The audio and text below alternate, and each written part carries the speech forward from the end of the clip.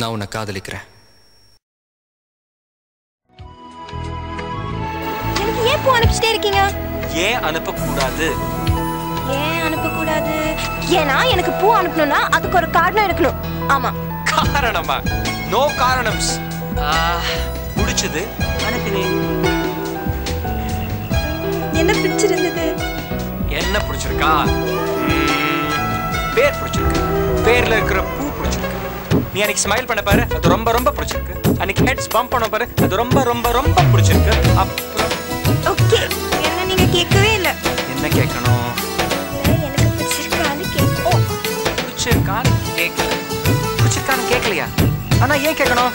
பிடிச்சிருக்குன்னு தான் தெரியுமே. நிச்சயமா? நிச்சயமாக பிடிச்சிருக்கு.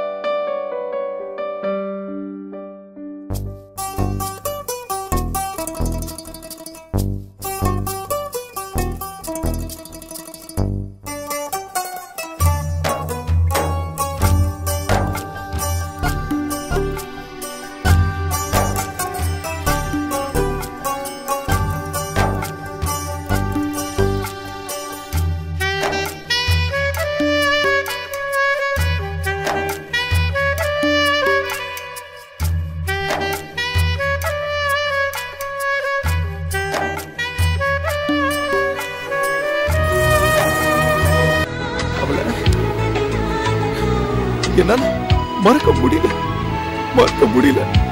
காதல்னாவே ரோஜா பூதான். அவளை எவ்வளவு அழகா உள்ளுக்குள்ள ரோஜா பூ மாதிரி அழகா வளர்த்து வச்சிருந்தேன். ஆனா போகும்போது அப்படியே சும்மா வேரோட இழுத்து புடிக்கிட்டு போகும்போது அந்த முள்ளெல்லாம் அப்படியே குத்தி குத்தி குத்தி உடம்பெல்லாம் ஃபுல்லா ரத்தம் ரத்தம் ரத்தம் ரத்தம் ரத்தம் ரத்தம் ரத்தம் ரத்தம் ரத்தம். அமுதா இன்னும் வரல? இல்லைங்க, அந்த பொண்ணு கல்யாணம் ஆயிடுச்சு. மனசு கொடுத்தா சாகுற வரைக்கும் என்ன கஷ்டம் வந்தாலும் மனசை மாத்தவே கூடாது. அதான் காது. வாஸ்தவம் தாங்க, அது ஒரு ஃபீலிங். அந்த ஃபீலிங் ஒரு தடவை வந்துருச்சுன்னா மறுபடியும் அதை மாத்திக்கிட்டு இருக்க முடியாது. அவளை கல்யாணம் பண்ணிட்டு நான் சந்தோஷமா வாழலாம்னு ஆசைப்பட்டேன். வேற ஒருத்தரை காதலிச்சேன், அவரே கல்யாணமும் பண்ணிக்கிச்சு. அவன் ஏன் ஒரு பழகணும், ஏன் காதலிக்கணும்? இல்லைங்க, நான் தான் அந்த பொண்ணை லவ் பண்ணேன். ஆனா அந்த பொண்ணை என்ன லவ் பண்ணல. அவளால ஆசைப்பட்டவனை கல்யாணம் பண்ணிக்கிட்டு சந்தோஷமா வாழட்டுமே.